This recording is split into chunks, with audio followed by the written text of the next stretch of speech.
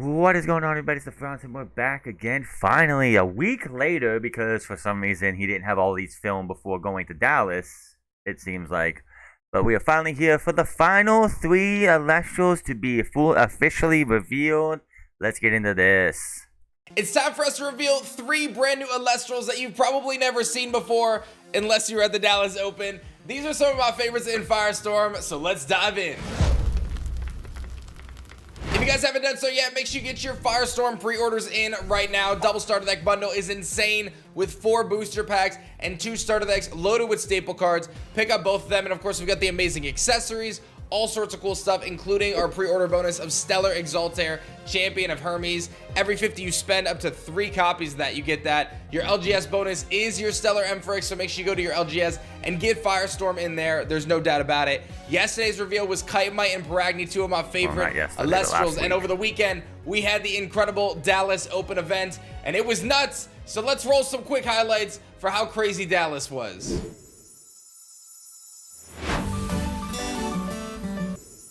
And we're back. If you didn't hear, at the Dallas Open, we hooked everybody up with a booster pack of Firestorm and saw some insane hits. What a crazy time that was. I was really stoked about that. It took a lot to keep that one in. I'm very, very excited. We had a lot of fun there, and you're going to see all sorts of cool stuff today. So let's just dive into it, because we got a brand new Frost Elestral. One of my favorite designs and one of my favorite lines in Firestorm builds this really cool deck around it. It's none other than Bunnix. Little Bunnix here hits the... I told you guys I love that stat line. And 4/4, you can spend Frost in order to search your deck for a Nixamare, then send one to your underworld and add it to the other to your hand. 2 Nixamare. So yeah, basically this is a what do you call it? A branching evolution ascension line. There's 2 different versions of Nixamare. Bunnix comes from this. K-Cray put this out on social media a couple days ago, obviously. But let's get into the rest of this. It's very good on Bunnix, especially with the new Frost support we've introduced, like Brumalink's Champion of Kione. You can expend a Frost Spirit in order to search your deck for up to 2 Nixamera, then send 1 to your Underworld and add the other to your hand.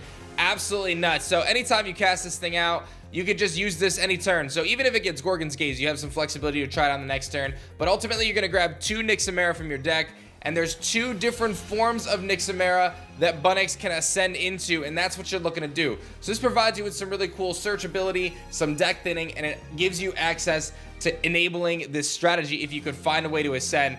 And of course, I gotta give a shout out to Agent K-Cray, who ultimately revealed Bunnix a little bit early. Don't worry, we've enhanced our security system on the premises to ensure that we have no more future break-ins or leaks. The first card we're gonna talk about is none other than Nixamera Risen Form. This is a pretty. The card art itself just like looks pretty cool and all. Little dragon-looking dragon goat or bunny. You can spend Solar in order to target and destroy a face-down rune. During your end phase, you must either send this Nixamera to the Underworld or send in the Nixamera Fallen Form from your hand, deck, or Underworld. Nixamera Risen Form hits the field with 7 attack and 4 defense, and it becomes a Frost and Solar Elestral. You can expend a Solar Spirit in order to target and destroy a face-down rune. So every turn, you get to pop a face-down rune and protect your Nixamera. During your end phase, you must either send this Nixamera to the Underworld or special ascend it to Nixamera Fallen Form from your hand, deck, or Underworld. So you might be starting to get what this thing can kind of do. You send out your Bunnix, you send a Nixamera to your Underworld and add 1 to your hand. You ascend into this Nixamera, the Risen Form. You go on the offensive, and then during your end phase, you're going to transform into the Fallen Form of Nixamera, which And it becomes very tame. It doesn't even look like a rabbit, which Bunnix obviously is. It looks like a goat. This Nixamera cannot be targeted by Invoke Ruins, so you can't use Wrestling on it. You can't use Earthquake on it, which are the only 2 ones that you would really use. So basically, this thing's on the field on your opponent's turn, which is the only time that this is actually going to be on the field. You are going to then see Nixamera being unable to be affected by pretty much the removal spells while it's on the field. During your opponent's end phase, you must enchant, either send this to the flame or switch it around. You're swapping it around. Now, obviously, when you're doing this ascending stuff, you're not taking those spirits off the field. So if you have the risen form on the field, it's 2/2. It's got 2 under it. Then you go fallen, it's got 3 under it, and back again the risen 4, back again the fallen 5. This could become one of those things where you build up a big stack of spirits under it that if you somehow are able to get your opponent wide open, you could have 3, 4, 5, 6, so on and so forth damage.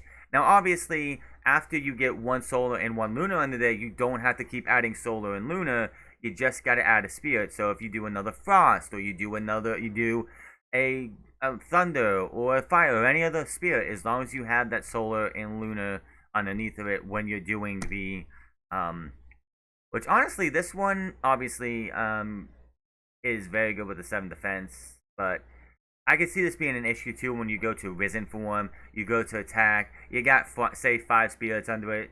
Your opponent goes, nope, we're gonna hit you with the Gorgon, with the Shield of Achilles. Goes back to your hand. All those spirits go to the underworld. So this could be one of those things where I don't see this being played that much, which is going to provide you an entirely different strategy on your opponent's turn. Fallen form Nixamera hits the field with 4 attack and 7 defense and becomes a frost and lunar Elestral. So you take your risen form, and when you ascend it into the... And the crazy thing about this, because it is lunar enchanted, the counter ruin dense fog will not affect it. Obviously, if you Gorgons it, then you it would suck to do that Gorgons it, then because that gets rid of its immunity. Then you can hit it with resting, or you can hit it with earthquake, or you could proc a Artemis on it to prevent it from, especially if it's on your opponent's side of the field. You play Nixamera. They have Nixamera on the field. You hit the Artemis. Say nope, I'm turning off your effect. They have to be then stuck with this for 2 turns for an ability for you to even go out there and hopefully find that invoke ruin to be able to destroy it on your turn. The fallen form, you'll enchant it with a lunar spirit. This Nixamera cannot be targeted by invoke runes, so on your opponent's turn, this has protection from earthquake and resting on your laurels and becomes a massive nuisance for your opponent. During your opponent's end phase, you must either send this Nixamera to the underworld or special ascend it to Nixamera risen form from your hand, deck, or underworld. So every turn, you're going to be switching forms back and forth. On your turn, you'll have the risen form out where you can target and destroy opponent's runes. On your opponent's turn, you'll have the fallen form where you're protected from invoke runes targeting. So you have an opportunity here to snowball this game literally with these incredible new Elestrals enabled by their pre-ascension Bunnix. This is such a fun line. It is very strong, and I think Frostcasters are gonna have a lot of fun with this one. The biggest challenge is it gets so big after a few turns, it gets so many spirits on it, and you just simply run out of resources. So it's a really fun deck though. I had a lot of success with it when building Firestorm, and I hope you guys have a ton of fun with these new Elestrals, Bunnix, and Nixamera. Now I want to introduce 2 brand new full arts that you guys can get excited for Firestorm. 2 of the most beautiful full arts, of course, by the Elite Four. We've got Nixamera Fallen Form getting a full art. You can see it. Oh, it's just a little guy sleeping in a powder of snow. Look at it. It just wants to be sleeping. It ain't bothering nobody. Resting in this little snow bank area. There's some Catarants off to the side there resting behind it, and it's late, and this Nixamera is, taking a little snooze, resting it up, of course being protected from your opponent's invoke runes. And then there is another full art. Nixamera Risen Form gets its full art. And okay, now that is sick art. I think this one actually was pulled in the Firestorm packs being opened during Dallas 2025 Open, but this one definitely looks like a Chimera, or a Chimera in this form. In this picture right here, it's got those wings. It's got the head. This looks like it's about ready to just rip somebody a new completely into 2, 3, 4, 5, 6, 7 pieces. Well, when the sun rises, it transforms, and those Catarants better go running because Nixamera is not messing around. It's going to be destroying those runes and destroying opponents' Elestrals as Nixamera chases down the Catarant and devastates opponents in Firestorm. This is such a cool line of Elestrals. I can't wait to see what you guys do with it. Make sure you guys get your Firestorm pre-orders in if you haven't done so yet. And that is every single Elestral in Firestorm being released. Those were the last 3 right there. Every single one. Obviously, we have 3 more days of the 25 days of Divine Champions Firestorm, and hopefully the next time they do one of these opens, if it's coming around one of these reveals, that they start the reveals hopefully at the event or before they finishes up before the event goes on. But yeah, that's all of them. Like Firestorm, I'm gonna be honest. Obviously, we're gonna get the next 2 episodes. We're probably gonna get like the deck profiles for all 4 decks and everything. But I'm gonna be honest that Firestorm for me is really hit or miss. There are some really good cards in here and really some cards that interest me, but there's a lot I'm just like, eh. Nixamera is definitely one that I don't see any reason to play because it's easily to be countable. Obviously, if you have your Nixamera in defense position, I mean, in its fallen form, you can't use invoke runes, but there's ways around that. Same thing, and obviously, risen form has no protection against anything like counter runes or anything. So yeah, I don't know. And honestly, I think the risen and fallen form should have been 5-7 and 7-5 instead of 4-7 and 7-4. Just my thoughts on that. But let me know what you think in the comment section below. We got 3 more of these, like I said. There's probably going to be some Stellars, and if there's some Full Arts we haven't seen yet, we'll probably see those too. But of course, the deck profiles of what you're going to get in each deck are going to be given out in the next 3 days. Let me know what you think in the comment section below. I'll see you guys tomorrow for, day 23. Until then, my name is Franz, and I'll see you guys later.